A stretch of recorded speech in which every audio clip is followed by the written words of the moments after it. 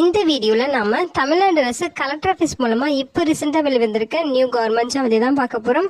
இந்த நோட்டிபிகேஷன் உங்களுக்கு எக்கச்சக்க டைப்ல போஸ்டிங்ஸ் கொடுத்துருக்காங்க. ஒவ்வொரு போஸ்டிங்கை பொறுத்து சேலரி குவாலிஃபிகேஷன் உங்களுக்கு வேரி ஆகும். முக்கியமா அப்ளை பண்றதுக்கு எந்த ஒரு கம்யூனிட்டிக்கும் அப்ளிகேஷன் ஃபீஸ் எக்ஸாமினேஷன் ஃபீஸ் எதுவுமே கிடையாது.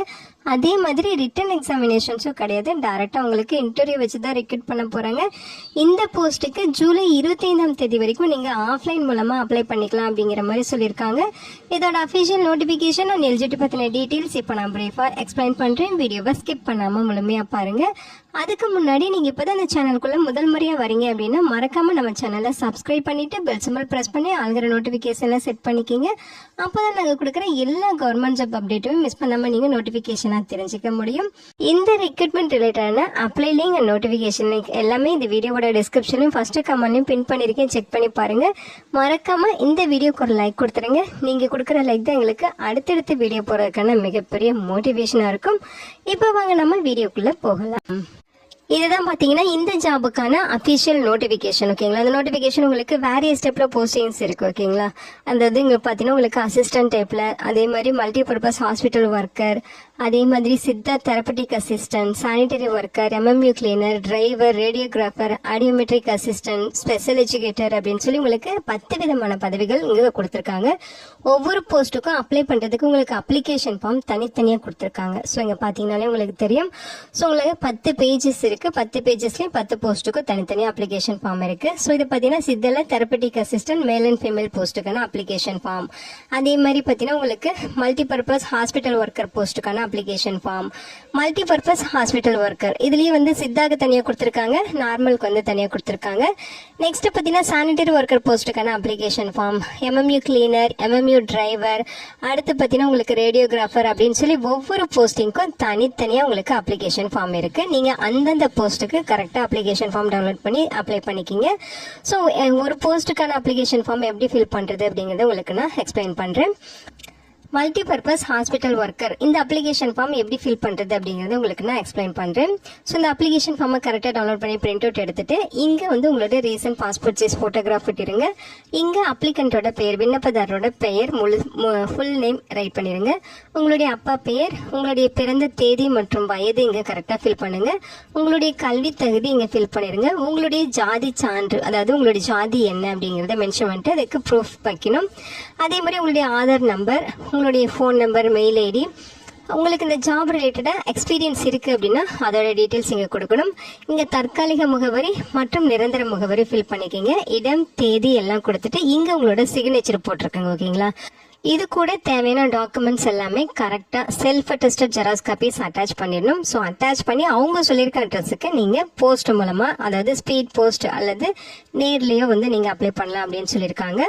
அதாவது நார்மல் போஸ்ட் அவங்க ரெக்கமெண்ட் பண்ணல, நேர்ல நீங்க கொண்டு போய் அப்ளிகேஷன் ஃபார்ம் சப்மிட் பண்ணலாம் அல்லது ஸ்பீட் போஸ்ட் மூலமா நீங்க அப்ளை பண்ணலாம் அப்படிங்கிற மாதிரி சொல்லியிருக்காங்க. ஓகேங்களா, ஸோ அப்ளிகேஷனோட நீங்க பாத்தீங்கன்னா டேட் ஆஃப் பர்த்துக்கான ப்ரூஃப் வந்து பர்த் சர்டிஃபிகேட் அல்லது SSLC அல்லது HSC சர்டிஃபிகேட் வைக்கலாம்.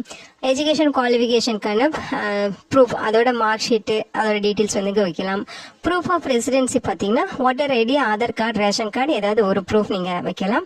Community certificate, experience certificate, already நீங்க ஒர்க் பண்ணிட்டு இருக்கீங்கன்னா நோ அப்ஜெக்ஷன் சர்டிஃபிகேட், வேற ஏதாவது ஸ்பெஷல் ரெக்கார்ட்ஸ் இருக்கு, அதாவது ப்ரையாரிட்டி கேட்குறீங்க அப்படின்னா அதோட அதுக்கான ப்ரூஃப் எல்லாமே நீங்க self attested xerox copies attach பண்ணி அவங்க சொல்லியிருக்க இந்த அட்ரஸுக்கு அப்ளிகேஷனை சென்ட் பண்ணணும்.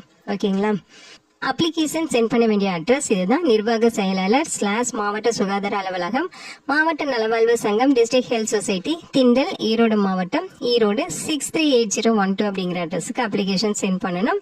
ஸோ இதுதான் பார்த்தீங்கன்னா அஃபிஷியல் நோட்டிஃபிகேஷன். இந்த நோட்டிஃபிகேஷன் ஈரோடு மாவட்டத்திலிருந்து டிஸ்ட்ரிக்ட் ஹெல்த் சொசைட்டி, அதாவது பொது சுகாதாரம் மற்றும் நோய் தடுப்பு மருந்து துறையில நோட்டிஃபிகேஷன் ரிலீஸ் பண்ணியிருக்காங்க. உங்களுக்கு போஸ்டிங்ஸ் பார்த்தீங்கன்னா ஈரோடு மாவட்டத்தில் இருக்க அரசு மருத்துவமனை, அரசு மருத்துவக் கல்லூரி மருத்துவமனை, வட்டார ஆரம்ப சுகாதார நிலையங்கள் மற்றும் நகர்ப்புற ஆரம்ப சுகாதார நிலையங்கள்ல தான் உங்களுக்கு போஸ்டிங்ஸ் இருக்கும் அப்படின்னு சொல்லியிருக்காங்க. இந்த போஸ்ட்டுக்கு ஜூலை 25 வரைக்கும் உங்களுக்கு அப்ளை பண்ண டைம் கொடுத்துருக்காங்க. ஃபர்ஸ்ட் பார்த்தீங்கன்னா உங்களுக்கு ஹீமோகுளோபினோபதி கவுன்சிலர் அப்படின்னு சொல்லி போஸ்டிங்ஸ் இருக்கு. உங்களுக்கு பிளேஸ் ஆஃப் போஸ்டிங் என்ன அப்படிங்கறத இங்க மென்ஷன் பண்ணிருக்காங்க. 1 வேகன்சிஸ் கொடுத்துருக்காங்க. 18,000 ரூபாய் உங்களுக்கு பர் மந்த்துக்கு சேலரி இருக்கும். குவாலிஃபிகேஷன் பார்த்தீங்கன்னா நீங்கள் பேச்சுலர் டிகிரியில் சோசியாலஜி அல்லது சைக்காலஜி அல்லது சோசியல் ஒர்க் அல்லது டிப்ளமோவில் ஜிஎன்எம் அல்லது பிஎஸ்சி நர்சிங் இந்த மாதிரி நீங்கள் படிச்சிருக்கீங்க அப்படின்னா நீங்கள் எலிஜிபிள். ஓகேங்களா? ஸோ கான்ட்ராக்சுவல் பேசிஸில் ரெக்ரூட் பண்ணுறாங்க. இன்டர்வியூ மூலமாக தான் ரெக்ரூட் பண்ண போகிறோம் அப்படிங்கிறத சொல்லியிருக்காங்க.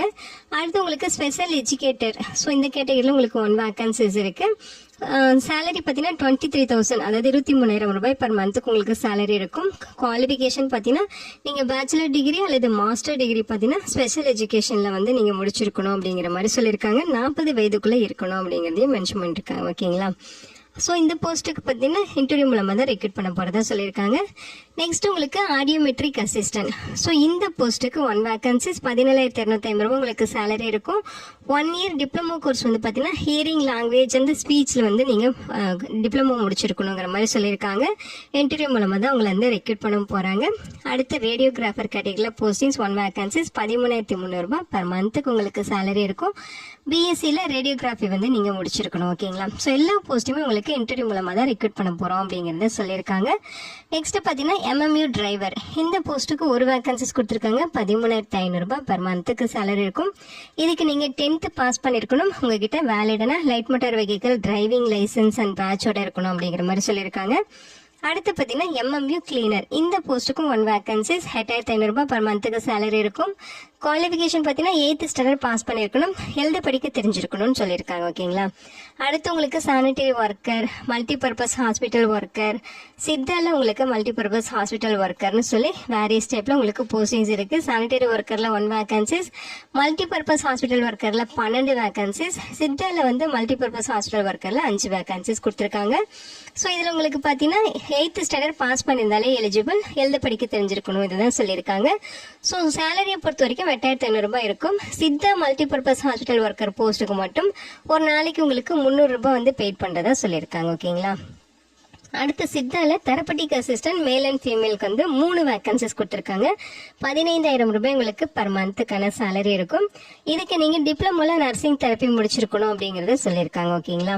ஸோ தமிழ்நாடு கவர்மெண்ட் கொடுத்த சர்டிஃபிகேட் மட்டும் தான் அக்செப்ட் பண்ணுவோம் அப்படிங்கிறத சொல்லியிருக்காங்க.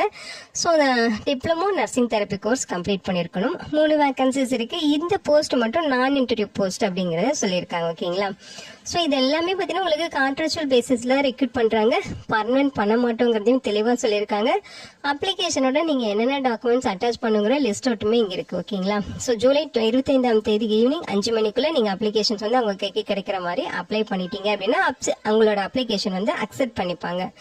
ஸோ இது ஒரு சூப்பரான ஜாப் ஆப்பர்ச்சுனிட்டி தான். ஈரோடு டிஸ்ட்ரிக்டில் இருக்கிற ஒரு நல்ல ஒரு ஆப்பர்ச்சுனிட்டி. உங்கள் ஃப்ரெண்ட்ஸ் அண்ட் ரிலேட்டிவ் அப்படின்னு சொல்லி நிறைய பேருக்கு இதை ஷேர் பண்ணுங்கள். இது ஒரு நல்ல ஆப்பர்ச்சுனிட்டி தான், மிஸ் பண்ணிடாதீங்க. Thank you so much and bye.